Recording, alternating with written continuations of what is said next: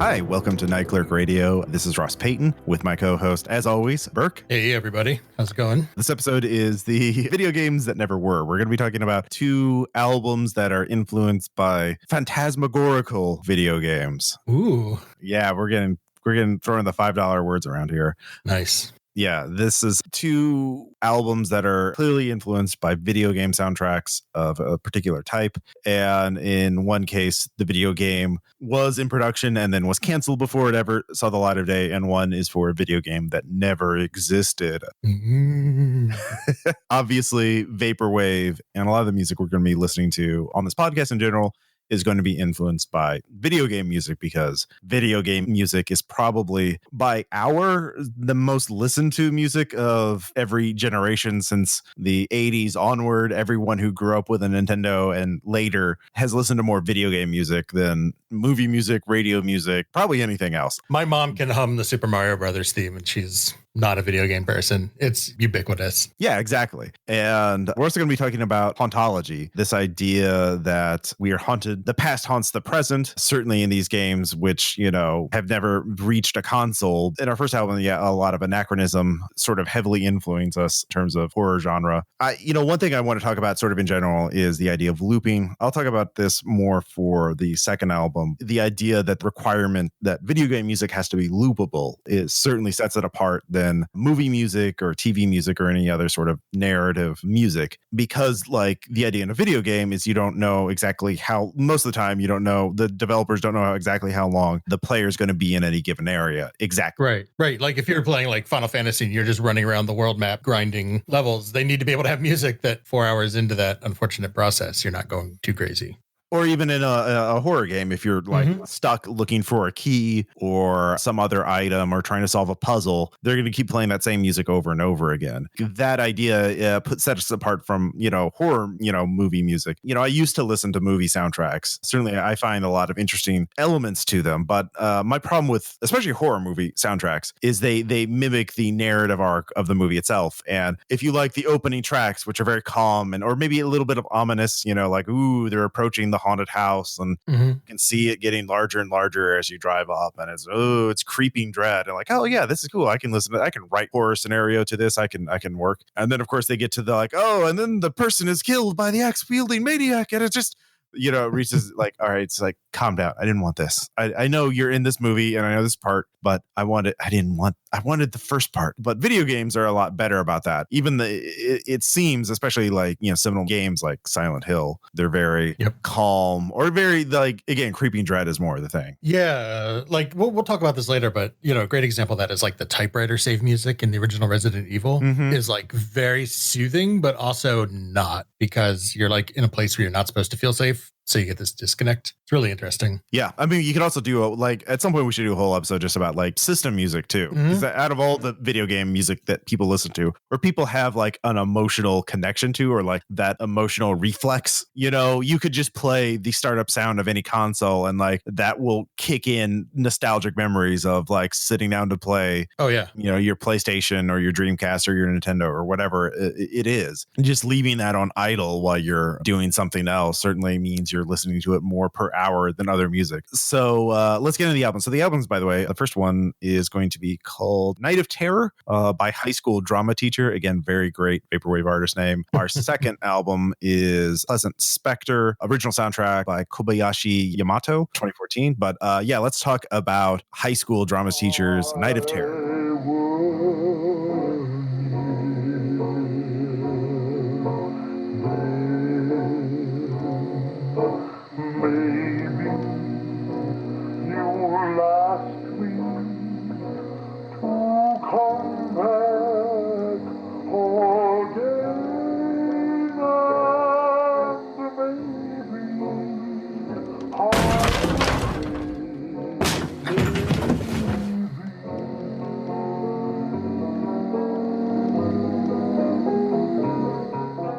Night of Terror is essentially the soundtrack for a game that was never created. And it's a concept album of an imaginary survival horror game, and which is a very, very vaporwave concept. Yes. Oh, yeah. The haunting by that which does not exist is it's the whole purpose. It is the whole purpose. So the text for the Bandcamp of this from High School Drama Teacher is: at long last, the suspenseful Japanese horror classic Night of Terror has made its way to the Sega Dreamcast just in time for the 2001 holiday season. After almost 3 years of production hell and numerous cuts of gore for gory content, Night of Terror is finally here to terrify the West in the most realistic survival horror experience to date. Turn out the lights, grab your controller, and try to stay sane. So this is an album I've listened to for a couple of years now, but this was your first experience for it, Burke. What were your thoughts about it? Yeah, I liked it a lot. It was really interesting. So I think the first thing that really I wanted to talk about with this album, and that occurred to me as I was listening to it, is this album does such a great job of emulating its source material. Like, it's super Silent Hill, Resident Evil.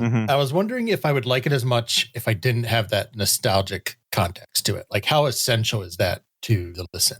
That's like my first thought. I would say, yeah, I would say it is probably heavily tied to having memories of that. I mean, yeah. To be fair though, like I haven't played that many survival horror games, at least from that era. Like I played Silent Hill and Silent Hill 2. Okay. And I know this game is actually, speaking of that, is actually a very much a Plunderphonics album because it heavily uses actual music from Silent Hill, Resident Evil, and Dino Crisis. Okay. I was wondering because I heard some that was very familiar and I was like, is this just really good at reminding me of that music, or is it actually the music? I mean, at points, it's at the point like, is this an actual album or a really good playlist? Like, yeah, there's that. I feel like this is sort of the line. It's kind of a blurry line for me. Now, I could still consider an album because there are some effects done to it. There is some like editing distortion, and there's also a few points of brilliance in it. I mean, the first thing we want to talk about is actually like the presentation, at least for me. Like the album cover, which we'll have in the show notes, is a mock-up of a Dreamcast like game title. Like it has the trade dress, the little Dreamcast logo, and the age, and the little this is actually lists the game as adults only, 18 plus. Sorry. Also,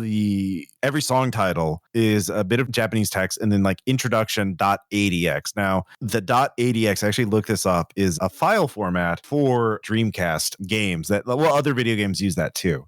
I really like that they put this attention to detail to make it sound like somebody actually ripped this from a game soundtrack. Yeah, there's actually, by Googling ADX file format, I found this on the Mugen Fighters Guild, where not all of you know what an ADX file is, but it's a waveform file format capable of infinite looping music. To put it short, you can specify which point of the music should play ad infinitum. Apparently, it's still used by some video game companies today. They were used in Dreamcast, GameCube, and PS2 games. Points on that for that sort of level of authenticity of like making it sound like this is the coming from a game soundtrack. It's cool. And just to be, so the Japanese is just the name of the soundtrack. It's the name of that title. Okay, so all right, so that makes sense. So like the first one's introduction in Japanese. I didn't want to assume because there's a lot of vaporwave artists who put in who. Oh yeah. Well, we can get into the like appropriation of like using Japanese text like just randomly. It's an unfortunate problem. Yeah, they don't do that, thankfully. Yeah. Yeah, we have Introduction, Dark, Wandering. These are the track titles. Track 4 is Graveyard. Then track 5, Checkpoint, one of my favorites. It's only 13 seconds. It's just a little checkpoint.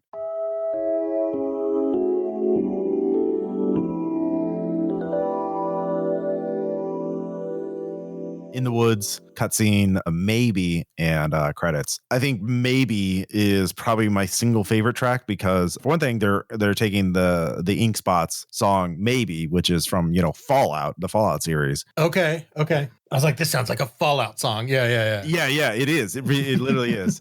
Okay. And so this is kind of going into Hauntology again, where this anachronism, the record scratch sounds, this anachronistic song from decades ago. But I think the whole point of brilliance is High School Drama Teacher adds this great scare in it because it's just playing, and then out of nowhere, there's the sound of an axe going through a door. And I fucking love that so much because it conjures this image of, climactic finale in the game where, the killer's breaking through the door and, attacking the player. So I actually listen to this for like a few hours on and off, sometimes looping it over and over again. Because again, this is a short album, 23 minutes. I still found it like really good listening. Yeah. So to go back to your earlier question, I think you could get some benefit if you like this style of music, if you like Silent Hill soundtracks, if you like this, like, survival horror games or like dark ambient. But I mean, I would still classify this as vaporwave because it's definitely got a vaporwave aesthetic to it. It's definitely intentionally going for the vaporwave aesthetic. Yes. Again, it's definitely a love letter to that era, that late 90s, early 2000s. And that's very specific type of sound done with that level of technology, like those kinds of sound chips, the ADX files and that kind of thing. So a production question, I don't know if you know, was this actually done? So a big thing in making like video game music is doing it on the appropriate hardware. So, for example, like people who do 8-bit stuff, there's kind of like the fake 8-bit where you just kind of make it sound like square waves. And then there are real hardcore people who like rip up an old NES and program up the sound chip. Oh, yeah. And like the chiptune scene. Like do it authentic chip tunes. So do you know if this was like done in a normal modern DAW, or did they do anything with, I guess since it's all sampled, it's probably modern. I would be guessing modern too. Now, I don't know. You see, that's the thing about, I tried to look up more information on this album. I couldn't find very much on it, aside from a few reviews. The cassette tape is being sold by Lost Angles Company. High school drama teachers, another anonymous vaporwave producer. They are, as far as I know, never revealed who they are. They say they live in Charlottetown, Prince Edward Island. Okay. Yeah, exactly. I'm looking at their Bandcamp right now. They don't have their Twitter account doesn't exist. Their Facebook doesn't exist. Very spooky. Yeah, it's very like anonymous. I mean, and part of this because artistically, I think this is a Punterphonics album, not a playlist, not like somebody stealing music, but like legally, that's a tough call there. One thing I wanted to ask you also, because you talked about listening to this on repeat, which I thought was interesting, because I would sort of listen to this once and I really would like it. Repeat would be interesting because for exactly those sort of video game aspects, like the introduction Dreamcast sound and then the checkpoint, which is very clever right in the middle of the album. Those almost take me out of the feeling of listening to an album. Like they remind me that it's supposed to be a game, which I like, but I think that would impact like a loop. I guess that comes as a personal preference. Sure. I didn't listen to, I did listen to it in loop several times, but yeah, within like maybe like an hour, like 3 or 4 times. Cause again, this is a short album. I don't know. Maybe in a larger playlist. Maybe so that like Dreamcast intro coming up every 23 minutes, you sort of started to gloss over that because that's kind of interesting if so. Yeah. No, I definitely like put it on and then kind of forgot about it while I was working on other things. Like again, as background sound, not like I was actively listening to it after the second time. That's interesting because I was listening to it right before we started this episode just to sort of remind myself of some track titles. And as soon as that checkpoint comes up, I'm immediately like reminded of what I'm listening to. Yeah, the checkpoint is pretty attention getting. But I like it so much. Oh, I love it as a construct. I was just thinking about it from like a repetitious, like hypnagogic, like if you just put it on and forget about it and just let it go. How does that affect you? That's fair. I mean, I did pay attention to it, but for me, it's just like, it's something to look forward to almost. It's like, the checkpoint. Because like for me, it triggers that memory. It's like, oh, thank God I made it to the checkpoint. That's true. Because the 2 tracks before Wandering a Graveyard are pretty good at being eerie music. Exactly. And so, that's why I like it. That's awesome. Yeah. But moving on. Our next album is Pleasant Spectre by Kobayashi Yamato.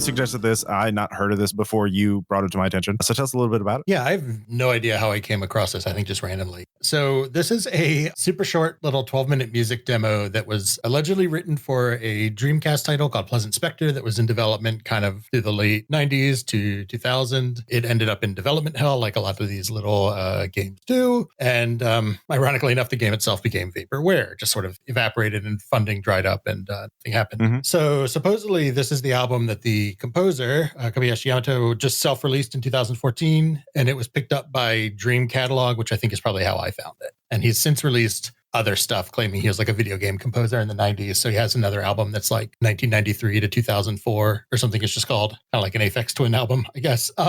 So what's interesting is, first of all, is I don't know anything about this, but I thought it was interesting in that researching this, apparently some people think the like fake video game story is itself fake, like it's a gimmick for vaporwave, but that he went harder on it. You know, high school drama teachers sort of admit that the game doesn't exist and that they're just sampling existing music to make a fake soundtrack. Mm-hmm.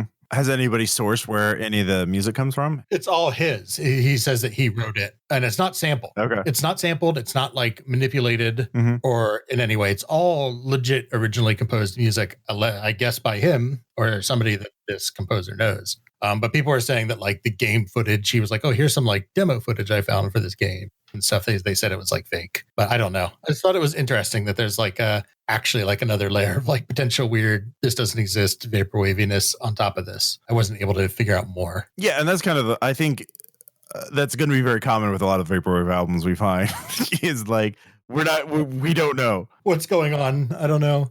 So what did you think of it since you had not heard of it? I mean, I find it pretty pleasant. It reminds me of a lot of the music that you see in the same era, but for puzzle games where, you know, your Tetrises, your Choo Choo Rockets, and just a lot of these other kind of games that sort of have sort of chipper kind of upbeat music, but like not exactly super, I don't know. It's again designed to be loopable more than anything else. Because like especially with puzzle things, you could have the same piece of music on for hours if they're going through some sort of section. You don't know like what triggers the different music. And there's only going to be like 10 tracks for a puzzle game you could play for 50 hours. Yeah, so you're gonna fucking listen to that half hour of music again and again and again and again. Musically, to me, the looping is more interesting in this album in some way, just like from a music construction standpoint, because it's somewhat easier to loop long droney stuff, but this is a lot of like really upbeat funk bass, probably, you know, as you heard in the intro, and we'll play another piece from it.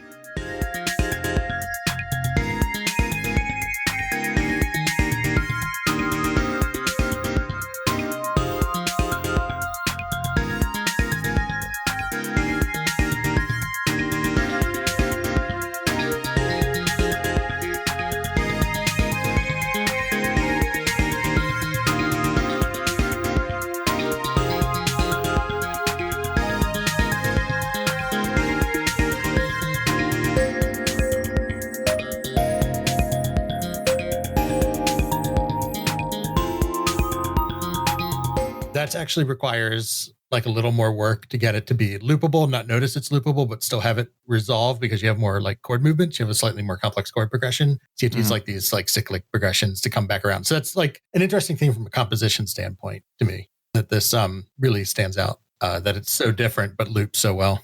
Yeah. It's more like, I mean, reading from the guy's Bandcamp about this supposed game, A Pleasant Spectre, he was designed to be like striving to this utopian society. There's a lot of these puzzle games, again, have some sort of weird abstract plot and only, and it feels like that. It feels like you're building a better society almost, that like everything's going to be better and like, oh, it's just great. And like, you're just flying through the sky. Yeah. Oh, okay. Perfect. Oh man, I'm so glad that you said that by accident, because the game it reminded me most of is one called Pilot Wing 64. I don't know if you ever played that. Was that the N64 version of it? Yeah. So there's Pilot Wings for the SNES and then 64. And it was like a arcade flight simulator. So not like Microsoft Flight Simulator where you have to actually fly, but you would have like jetpacks and hang gliders and gyrocopters and stuff. You would just sort of soar along through this like cartoonish world and just fly through 20 rings in 30 seconds. And it was like super chill. I played it all the time in high school. And it reminded me of that because it's like this very soaring, but like super funky. And that's what Pilot Wings soundtrack was like. Yeah, I would put, I mean, yeah, those kind of games too. They're not puzzle games exactly, but yeah, there were a lot of games like that had kind of utopian upbeat element, especially again in that late 90s 90s pre September 11th, September, 2011. Yeah. Like the attitude of we like I recently watched this talking about the whole concept of world music and like how that was sort of an invention of the late 90s. Yeah, there is kind of this vibe of like trying to be upbeat and pleasant and unoffensive to everybody. This sort of captures that. Yeah, it's this lost future, this alternate future that we'll never have. I mean, that's another thing about Hauntology too, is we're haunted by futures that don't exist and never will exist. You know, we bought into the propaganda for them, you know, like, why don't we have our flying cars? We're still haunted by the fact that we don't have flying cars, that we were promised these in the 50s and we didn't get them. Our leaders in corporations keep promising things that never pan out to be the way they are. We never seem to be getting better. You're like, oh, in the future, people will only work 10 hours a week and have unlimited leisure times and have great big houses. And, you know, it's like, wait, that didn't pan out. It was like, no. So it's like, it's another glimpse into that. You know, it's like, oh, yeah, everything's going to be okay. Do your little puzzle game as you're the pleasant Spectre. I mean, the idea, the title alone is also nice because, you know, specters are usually very ominous harbingers of doom, you know, like Hamlet's father is a specter, but no, it's a pleasant one. It's fine. Yeah. The music was it just kind of, I listened to it several times. I mean, well, like maybe like 10 times since you suggested it. Yeah. Cause again, it's even shorter. It's only, it's 12 minutes. Yeah. 12 minutes. It gets in and out. It gets its point across and leaves. And like when I first found it, like I found it on YouTube. I was like, this can't be the whole album, is it? Nope, it really is. Sure is. So yeah, I like it. I think in terms of its composition, it doesn't grab me, not like a Jet Set Radio or something like that. That was it's certainly like I could play if I was engaged in a very good puzzle game, I could listen to this for hours. Is how I would put it. So one other question, maybe it goes back to that. You're talking about listening to this for playing a game versus it not grabbing you as much as where you listened to Night of Terror over and over and liked it, which I liked it too. Yeah. Do you think that part of that is that the construction of the album is maybe different because it was actually written to be in a game and not to emulate a game? I think there is that. And it's a type of game it is too. Like for me, I like music with some dissonance in it, and everything in here is not. There's very little tension in the music. It's energetic and it has, it's very upbeat, but it doesn't like cause music that sort of challenges me in some degree. I find more interesting. Something that it's too pleasant, I guess. Okay. Doesn't fit the aesthetic of what you're looking for. I do think it was an authentic game. But I could very easily see people taking this and be like, oh, here's the actual footage of it and making something up, which it feels like the most vaporwave thing at all, is taking something that is real and then obfuscating it with layers of distortion. Not real. Yeah. I mean, that's very much what vaporwave is like taking real elements, like real music, and then making it unreal and blurring the distinction between reality and corporate propaganda and anti-corporate propaganda and make it all the same. How meta would it be if you took his other album, okay, his 93 to 2004 or whatever, you sampled it and cut it into a Pleasant Spectre's 2 OST? That's the most vaporwave thing you could do, is to take his existing music and say it's something it's not. Cut it into a fake soundtrack for the other real soundtrack. And it's his game and it's his music. So he people very few people would like be able to resolve that Gordian knot. Like they would just like, oh, it's his music, so clearly it must be his game. It's like vaporwave Klein bottle. Exactly. I mean, going back to Night of Terror again, it's very influenced by like Hauntological. There's very like award-winning albums like The Caretaker, which takes old ballroom music and adds record scratches and makes it echoed and distorted, and that's essentially kind of what this is like Night of Terror does, but for video game music. And this, I feel, is like finding the actual soundtrack that, like, because it's 12 minutes, you couldn't sell this as a soundtrack. It's like finding the promotional soundtrack given away to reporters as a part of the press kit, and only 100 copies were pressed. Yeah, you slip this into like Sonic Adventures 2 as like a pre-order bonus. Or like one of those big video game magazines that has a CD in every issue. Yeah, game. They come from the UK, and so they're like £10 is what it says on there. But you can get them at the Barnes & Noble. So very specific memories here. Yes, yeah. I feel like a lot of this podcast is about nostalgia and sort of exploring that.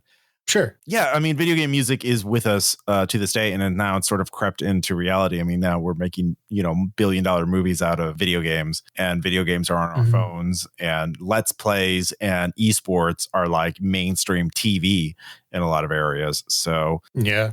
Even if you don't play video games, you're faced with video game music. But we're still, the thing is, I think the difference between now and then is like back then, we were promised a better future. And now people aren't even trying to promise a better future.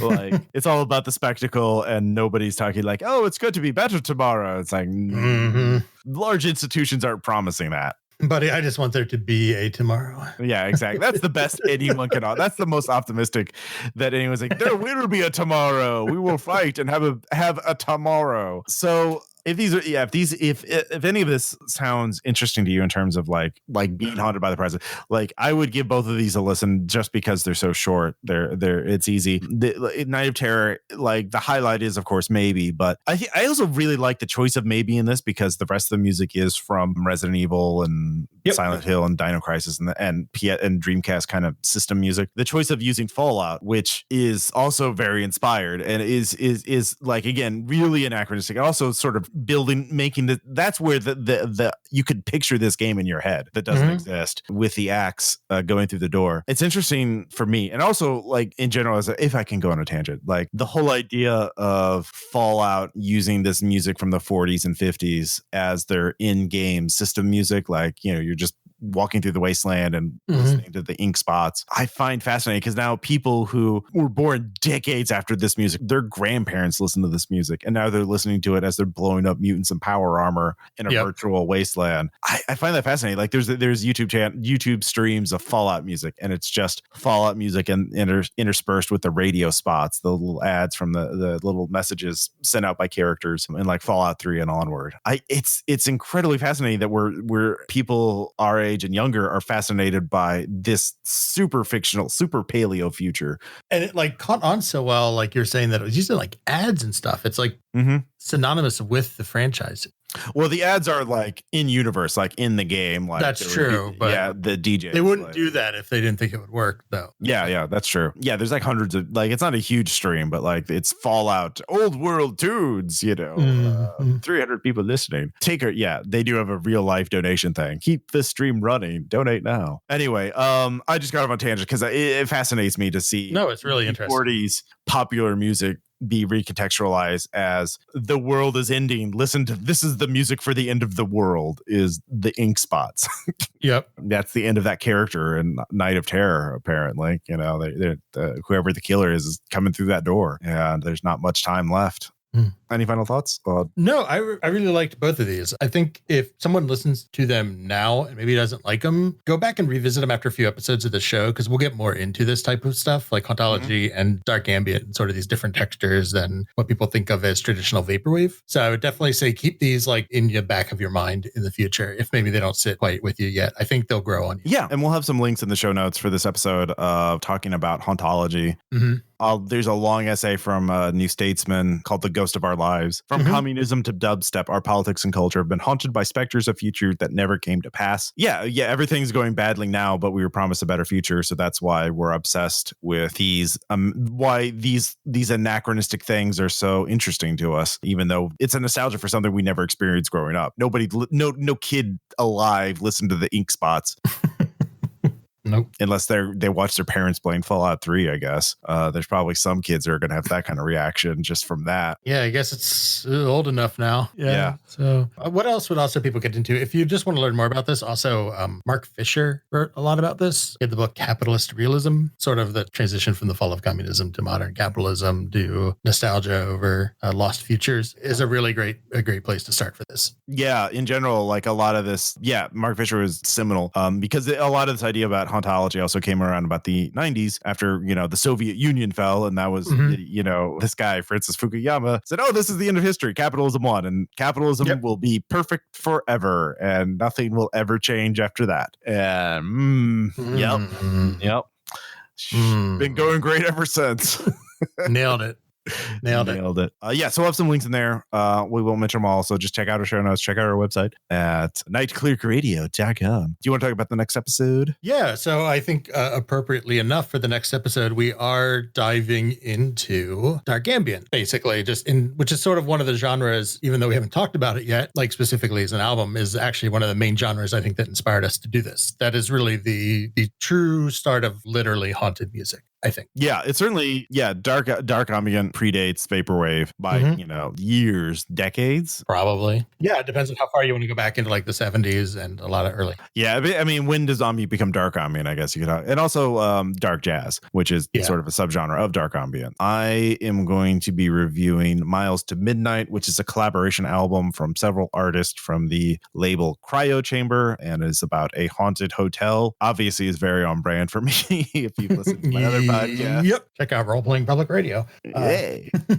And what will you be reviewing, Burke? So I decided on, I think I want to do the album Solaris by Flowers for Body Snatchers, which is inspired by the original 60s book Solaris, not any of the movies. Yeah, that's very interesting because I've actually seen, back when I was listening to movie soundtrack music a lot, I listened to the Cliff Martinez OST, which is the best part about the George Clooney Solaris. Yeah, it's the only part worth remembering. Wow. Yeah. I mean, you're right, but I mean, poor Clooney. Yeah. No, I need to listen to that myself. I haven't finished listening to that album, so I need to listen to it a couple times, and I'm looking forward to it. Is that also from Cryo Chamber? No, I think yes, they are. Sorry. Yeah. So Cryo Chamber, maybe we can talk about a little bit. Yeah. Cryo Chamber is putting out a lot of interesting stuff, but yeah, we'll talk about that. So yeah, we'll go into dark ambient, dark jazz. Nice. Thanks for listening. Also, I guess check us out on Twitter at Nightclerk Radio. You're at Ross Payton. I'm at Burke McBurkinson. Check the show notes, but I think it's phonetic. Rate and review us. Yes, please rate us and review us on iTunes, Stitcher, whatever your podcasting app is of choice. Helps a lot. Yep. Till next time. Stay haunted. This is Nightclerk Radio. Bye. Bye.